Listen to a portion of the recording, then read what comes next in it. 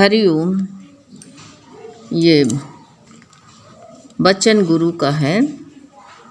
यदि परमेश्वर की कृपा हो तो अनाथ भी सनाथ हो जाते हैं। चाहे वनवासी हो या कोई भी हो, जंगल में रहता हो या कहीं भी रहता हो, जीवित रहता है। और परमेश्वर दूर, कहते हैं परमेश्वर से दूर रह गया तो मारा जाएगा जीव। घर में सुरक्षित होने पर भी वो जीवित नहीं रह सकता, मरता है। गुरु का वचन बता रहा है कि परमेश्वर की कृपा हो तो चाहे कोई अनाथ हो, उसके पास कोई न हो, माँ बाप तो ये एक निमित्त बनाए गए हैं, निमित्त बनाए गए हैं। और ये जो है निमित्त काम कर रहे हैं। इनको भगवान ने जो ड्यूटी दे दी है वही अपना कर रहे हैं, लेकिन रक्षा तो भगवान ही करता है।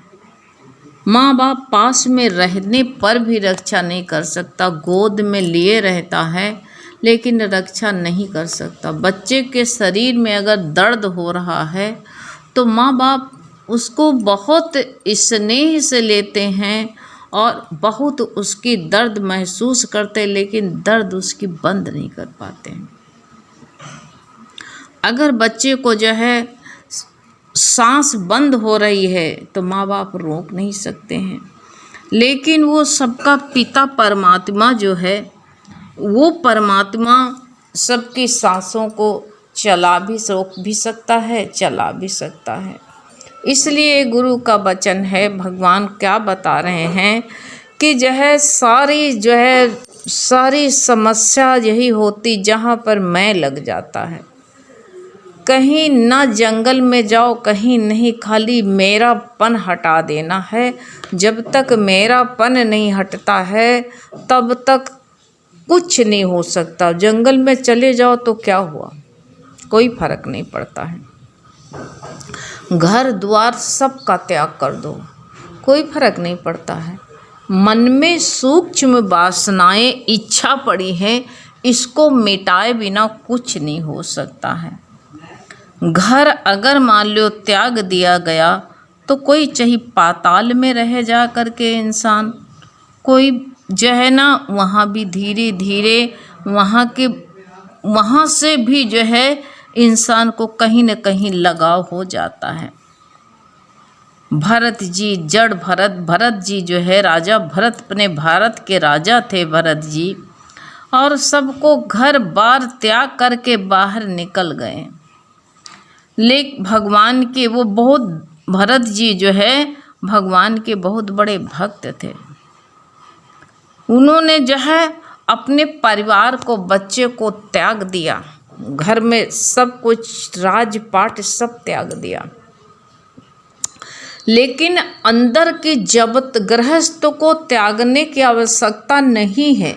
जब गृहस्थ में तुम रहोगे, गुरु वचन क्या बता रहे हैं भगवान, दादा भगवान का वचन यही है। दादा बता रहे हैं, खोद खोद करके बताते हैं कि तुम घर में ही रहो, कोई फर्क नहीं पड़ता, घर में रहो, कहीं मत जाओ, छोड़ के न जाओ, अपने परिवार में रहो जी। परिवार वाले से तुम्हारी जो है ये, बाहर रहोगे तो तुम्हारी वो वासना अंदर पड़ी रहेगी, लेकिन इनके साथ में रहोगे तो ये लोग वासना को रगड़ जैसे कोई दाग पड़ गया तो उसको रगड़ते फीका पड़ता, फिर धीरे धीरे छूटने लगता।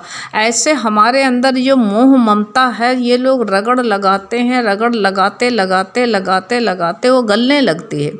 दूर रहते हैं तो ममता पलती रहती है।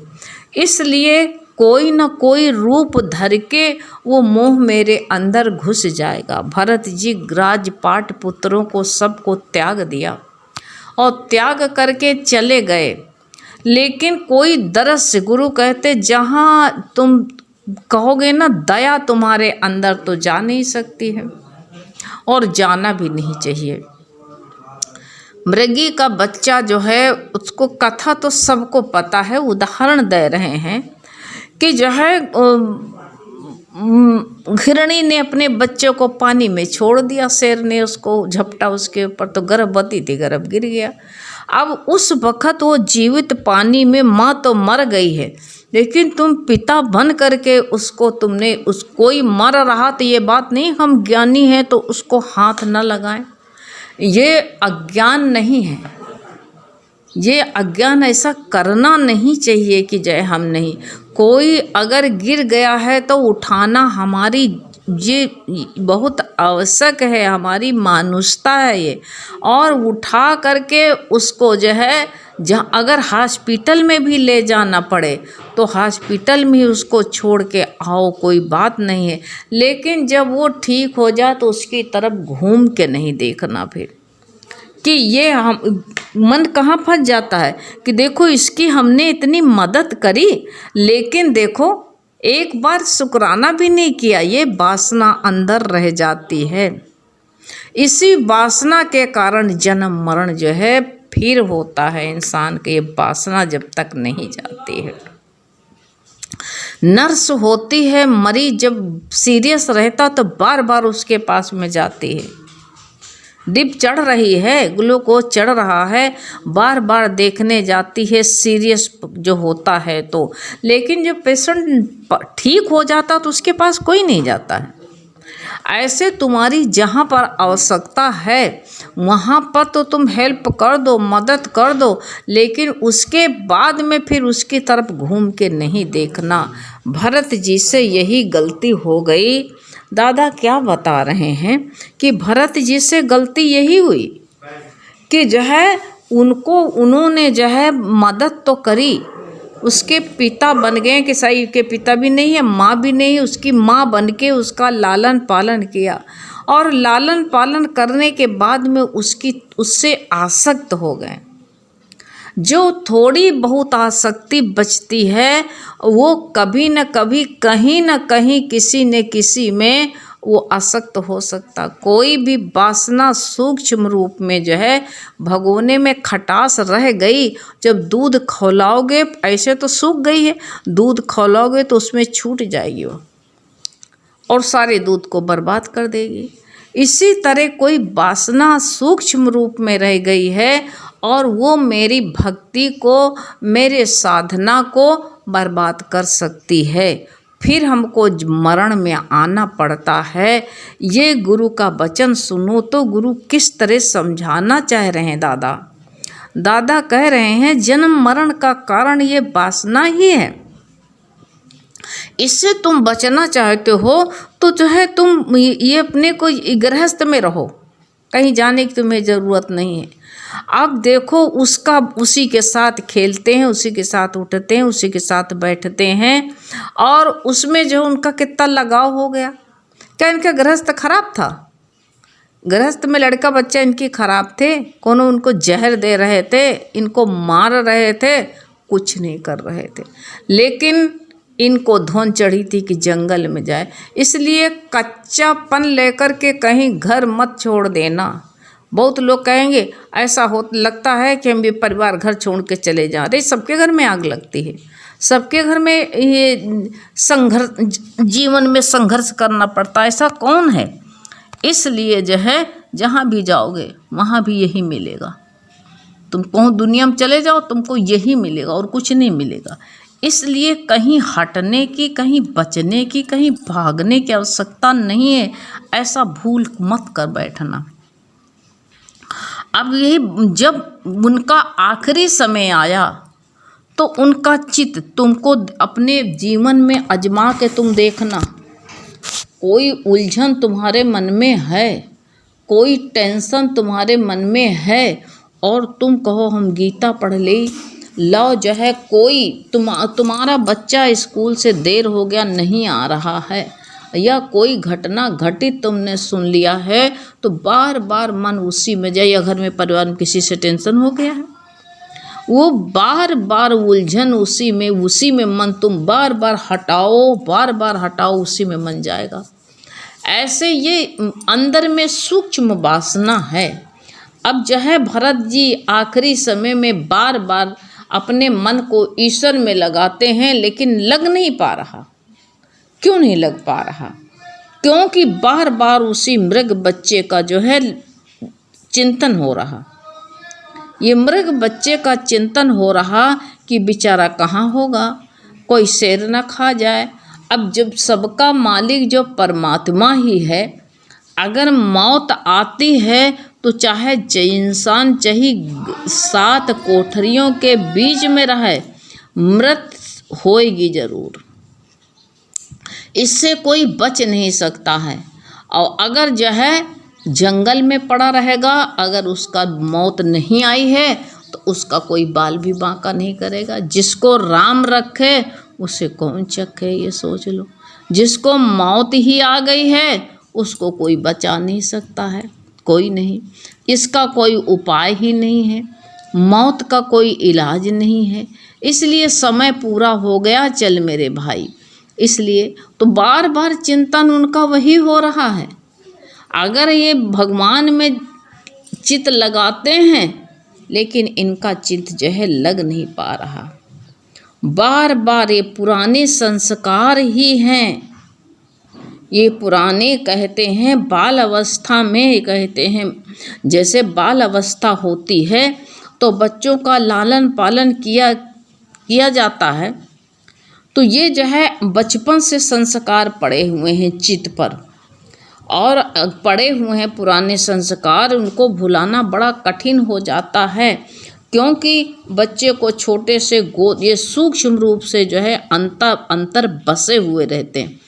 अभी जो है तुम इनको छोड़ करके चले जाओ तो भी पुरानी सब यादें जो है ताजी हो जाती हैं। तो इसी तरह जो है ये किसी के बच्चे को देखो, कुछ भी देखो तो सारी जो है ताजी हो जाती। यही भगवान दादा बता रहे हैं कि ये इससे जो है कोई तुम कहीं भी रहो, लेकिन अपने अंतर की जांच करते रहो। अभी तुम्हारा कोई विपरीत परिस्थिति नहीं है, तो विपरीत परिस्थिति न होने पर तुमको लगेगा कि हम बहुत सही हैं, हमारे अंदर कोई विकार नहीं है, हमारे जैसा कोई है नहीं, मैं बहुत श्रेष्ठ हूँ, ये लगेगा। लेकिन गुरु ने कहा ये तो आखिरी में बात पता चलेगा कि तुम्हारा दाढ़ी का बाल पका है कि कच्चा है। आज सब लोग कह रहे हैं कि अब हमारे मन में कोई उलझन नहीं आती है, हम बहुत डींगे मार मार के कहते हैं क्योंकि कोई परिस्थिति हमको सताती नहीं है, अब कोई कठिनाई नहीं होती है।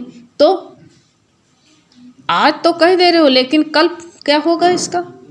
कल पर जाओ ना, कल देखो ना इसका। कल जब तुम्हारे सामने परिस्थिति आ जाए और जो है तुमको मोह न लगे, नहीं। इसलिए कहते हैं संसार को छोड़ करके कहाँ जाओगे? जहाँ भी जाओगे वहीं संसार उपस्थित रहेगा, वहीं हो जाएगा। इसी कारण से महापुरुषों ने कहा है कि संसार को अपने मन से धीरे धीरे हटा दो। संसार को मन से हटा दो। संसार में तुम रहो लेकिन मन में ना रहने दो। घर में तुम रहो लेकिन अपने मन में संसार को ना रहने दो। घर में रहो, कोई बात नहीं, चाहे कोई हर्जा नहीं, रख लो, लेकिन अपने मन में जो है संसार को मत रखो। संसार में रहोगे, संसार से कहाँ भाग करके जा सकते हो। इसलिए बता रहे हैं कि आखिरी उनका जो है पुराना संस्कार 10-5 मिनट जैसे याद करते हैं भगवान के, तो वही हिरण दिखाई देने लगता है। विषय बदल जाते हैं, इंसान की वासनाएं तो बदल जाती हैं, किंतु वासना रह जाती है। ऐसी हालत में कि कहते हैं कि इसी हालत में तुम घर ही में रहो, कोई बुराई नहीं है, घर में रहो, मन को मारो नहीं, घर ही में रहो, घर में रहो, कोई हर्ज नहीं है, घर में रहो, बड़े आराम से तुम रह सकते हो। लेकिन गुरु ये बता रहे हैं कि वासना बदल न जाए कहीं। जैसे भरत जी की बदल गई, भरत जी की वासना बदली, अब अपने बच्चों के प्रति नहीं है, लेकिन कोई के बच्चे के प्रति तो हो गई। वो आकर के मृत के समय खड़ी हो रही है, चित नहीं लग रहा। जिसका चिंतन करते रहें ये, उसी का जो है उसी का जन्म इनको लेना पड़ा। ऐसे मन में हम क्या बसा के रखे हुए हैं, और वही ऐसा ना हो वो आखिरी समय में मेरे सामने आए। यही लिए दादा बार बार कह रहे हैं, परमेश्वर की कृपा को तुम अपने जीवन में रखो। तुम अपने को अनाथ मत समझना, तुम सनाथ हो। चाहे तुम जंगल में रहो, चाहे तुम घर में रहो, और परमात्मा की कृपा जो है, गुरु कहते अभी समय नहीं हुआ तो तुम जीवित रहोगे। और अगर जो है तुम और कहीं भी जंगल में पड़े रहो तभी भी सुरक्षित होगे।